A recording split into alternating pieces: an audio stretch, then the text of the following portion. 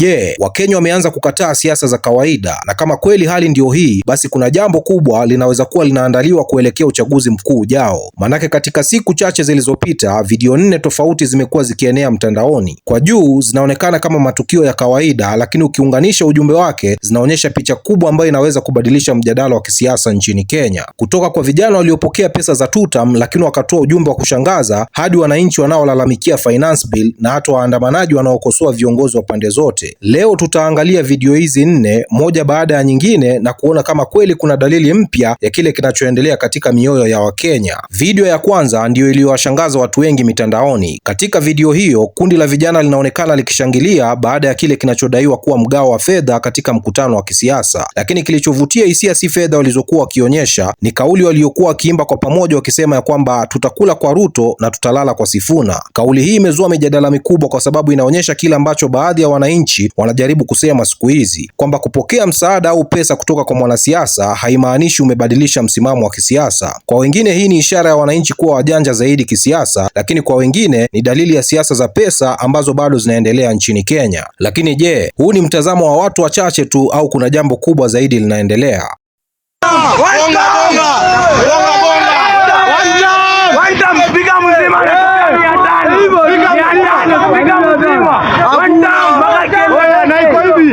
Tutakula kwa Ruto na tutalala kwa Sifuna. Tutakula kwa Ruto na tutalala kwa Sifuna. Tutakula kwa Ruto na tutalala kwa Sifuna. Tutakula kwa Ruto na tutalala kwa Sifuna. Hakuna mchezo. Tutakula kwa Ruto na tutalala kwa Sifuna. One term. 1,000 one term.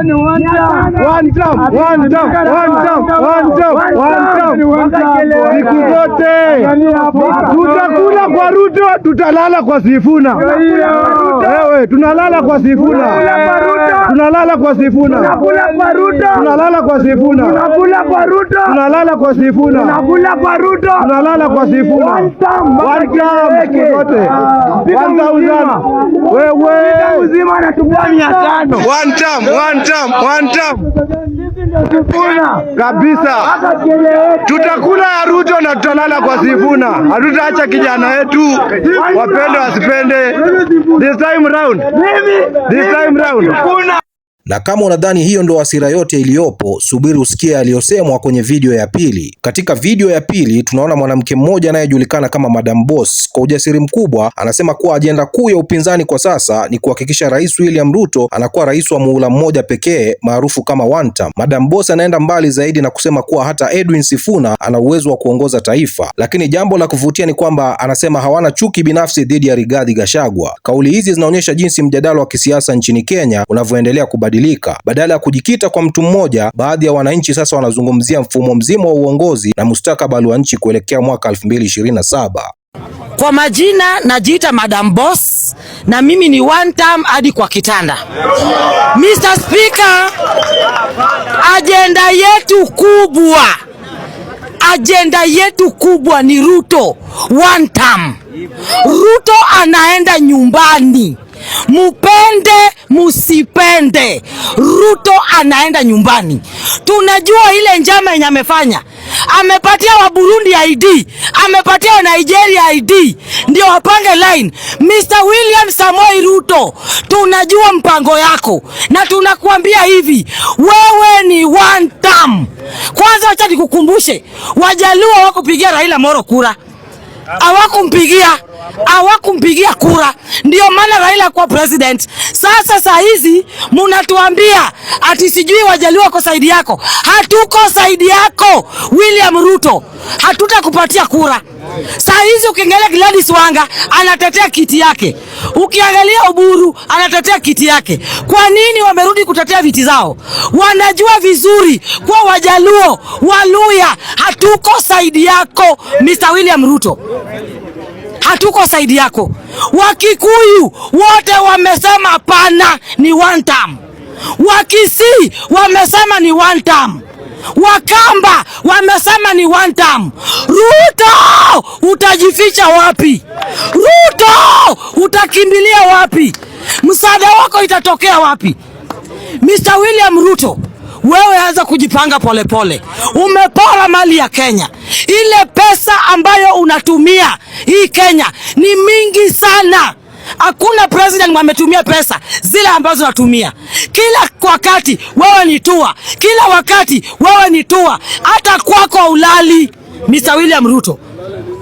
Pesa zetu unatumia kwa njia mbaya, na tunakuambia hivi, hata ufanye nini, hata ujenge reli mpaka wapi, hata ujenge magorofa ngapi, wewe ni one term. Munaongea mkisema ati sisi watu one term hatuna agenda. Tuko na president candidate, na si Kalonzo, na si Matiang'i, na si... Wacha niwaambie, tuko na watu, hata Sifuna ni ndume. Kwani Sifuna anakojoa nje? Hata Sifuna ni ndume. Tuko na watu ambao tutaweka kama president. Na usisahau, tuko na party leader James Orengo. Tuko na team kubwa. Kwa hao wanaume wote, mnataka kusema kuna mtu anaweza simamisha kama president? Mnalinganisha hiyo timu yote mnalinganisha hiyo timu yote na William Ruto peke yake. Kwani Ruto ndiye alisoma shule gani? Yenyewe wanaume hawakusoma. Ruto ndiye alisomea wapi? Tunasema hivi, Mr. William Ruto, saa hizi umetuletea Ebola, tumenyamaza. Saa hizi pesa zetu unapora kila siku, tumenyamaza. Tunataka kukuambia hivi, hiyo tour yako yenye unapiga, utaipiga mpaka siku moja utapatikana umepigwa lockdown ukiwa nje ya Kenya. Na tunasema hivi, sisi hatuna shida na Rigathi Gachagua. So long as Rigathi Gachagua anasema one term, sisi wote ni one term. Hatuna shida na Wakikuyu. Hatuna shida na Wakikuyu. Wale watu wanapanua mdomo wakisema ati Wajaluo wako na shida na Wakikuyu. Hatuna shida na Wakikuyu. Wakikuyu ni mandugu zetu. Wakikuyu ndio wanatupatia biashara. Wakikuyu ndio wametuajiri kazi. Wakikuyu tuko pamoja. Agenda yetu kubwa, watu wa mlima, tusisahau kusema ni one term. Na wakati mjadala huu ukiendelea mitandaoni, wananchi wengine walikuwa wakitoa malalamiko yao kuhusu jambo lingine muhimu sana. Wakati wanasiasa wakipambana kwa kauli na mikakati ya uchaguzi, wananchi wengi wanaonekana kuwa na jambo tofauti kabisa akilini mwao kuhusu gharama ya maisha. Pointi kuu ikiwa kodi, gharama za maisha, biashara na uchumi wa kawaida. Na hapa ndipo wengi wanaamini hasira halisi ya wananchi huanza sio kwenye siasa pekee bali kwenye mifuko yao. It will be mama mboga, boda riders and small traders within Changamwe who rely on M-Pesa for daily businesses. Their fee will rise, and if the fee rises, then it means that wananchi wengi wataprefer kufanya cash badala ya M-Pesa. Sasa ule ushuru mtautoa wapi? Hii ilikuja kipindi finance bill ile tukaipinga. Hiyo hii kutakiwa. Na sasa hii mumeleta tena kwa sababu data zangu zitajulikana. Wao wamesema ajulikana, ni kweli. Lakini sasa hii lazima mtu hakikishie tutapata vipi protection sisi kama wananchi. Kuna sheria ambayo tunaita Data Protection Act ambayo inasema lazima privacy ya kila data ya Mkenya ikuwe protected. Lakini video hii nyingine ndio iliyozua maswali makubwa zaidi. Mhusika anaonekana nje ya mahakama ya Milimani, badala ya kushambulia upande mmoja pekee anawakosoa wote, Ruto na Gachagua na tabaka la viongozi wa kisiasa kwa ujumla. Hii ni tofauti na siasa za kawaida ambapo wananchi mara nyingi huchagua upande mmoja. Kwa baadhi ya wachambuzi wa mitandaoni, hii inaweza kuwa ishara kwamba sehemu ya wananchi imeanza kukosa imani na viongozi kutoka pande zote za kisiasa. Kasongo ni mtapeli, Gachagua ako serikali. Gachagua na William Ruto ni stage manage. Mnadanganya wa Kenya, ulitoa Gachagua. Wacha nikuambie kitu moja. April 18 kulikuwa na medical report first draft. Uliletewa na Kimani Ichung'wah na Kalonzo State House. Gachagua alikuwa hapo akipokea.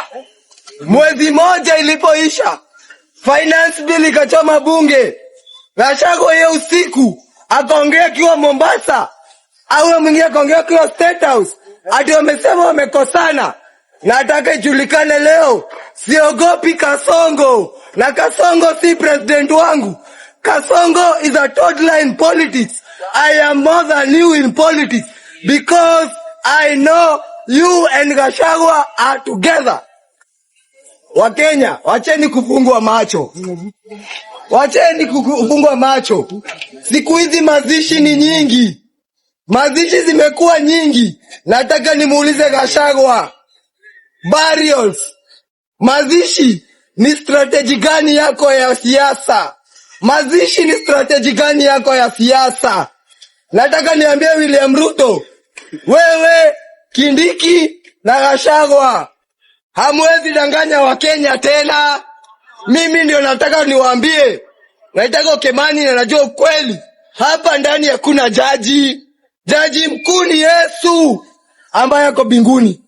Ukiziangalia video hizi zote nne, kuna jambo moja ambalo linajitokeza ya kwamba vijana wanapokea pesa, lakini wakisema wataamua wenyewe. Wananchi wanaolalamikia gharama za maisha, sauti zinazotaka mabadiliko ya kisiasa, na wengine wanaokosoa viongozi wa pande zote. Je, hizi ni dalili kwamba Wakenya wanabadilisha namna wanaangalia siasa, au ni hasira za kawaida ambazo huonekana kabla ya uchaguzi? Niachie maoni yako kwenye comment section. Je, unaona Wakenya wamechoka na wanasiasa wote, au bado unaamini viongozi wa sasa wana nafasi ya kurejesha imani ya wananchi? Bwana, mimi naitwa Rish Mizuka, sauti ya vijana wa Afrika Mashariki. Namba 1 ni mimi, namba 2 ni mimi, namba 3 ni mimi, 4 na 5 na waachia nyinyi hapo. Bwana, tukutane kwenye video ijayo. President wetu akiwa na masafari mengi, kama bunge, nyinyi wawakilishi wetu, hamwezi mkafanya regulation yale matumizi ya safari nyingi za president ambazo zinatumia pesa nyingi zikapunguzika.